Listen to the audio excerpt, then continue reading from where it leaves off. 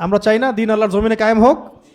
প্রত্যেক প্রত্যেক যুবককেই, তরুণকেই, মুসলিমকেই সাহসী হতে হবে। সাহসী না হওয়া পর্যন্ত দিন কায়েম হবে না।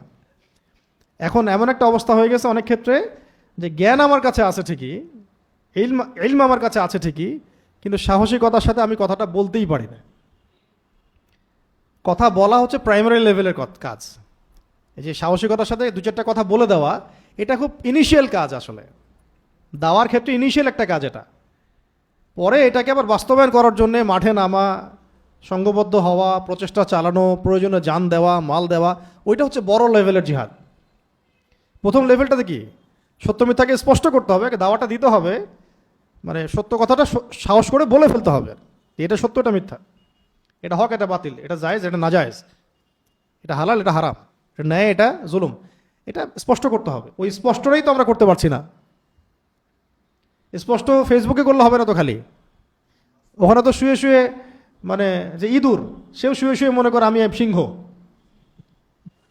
ঠিক আছে, এটা তো জগৎ না, এটা তো ইলিউশন, এটা একটা ইলিউশন। ওখানে একটা ছবি দেখে মনে করেন যে একদম ঐক্য হয়ে গেছে সবার মধ্যে।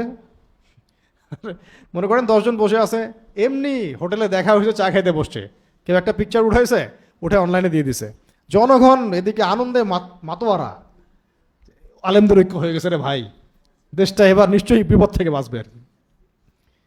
একটা পুরা ধোকার একটা জগতে রাখা হয়েছে। দেখা হয়েছেই প্রথমবার, চা খাচ্ছে প্রথমবার, কেউ কারো বাসার ঠিকানাও জানে না, তো ঐক্য হবে কিভাবে? এইগুলো জগৎ নিয়ে পড়ে থাকবেন না। সাহসী হয়ে মাঠে ময়দানে কাজ করেন, মসজিদে, মিম্বরে, আপনার মক্তবে, মাদ্রাসায়, এগুলো বড় বড় খেদমত। অনলাইনে কি করতে পারি আমরা, সর্বোচ্চ ভালো কিছু বিষয় ছড়ানোর চেষ্টা করতে পারি, তাও এটাতে খুব একটা বড় লেভেলে কাজ আসলে হবে না।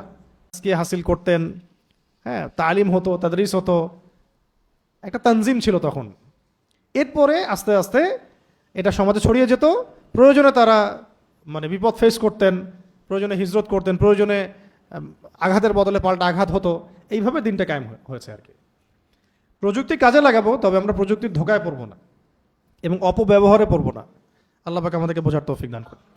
আর এটা এটা এটা মানে কাফেরদের জন্য একটা বড় অস্ত্র এটা, এই প্ল্যাটফর্মগুলা।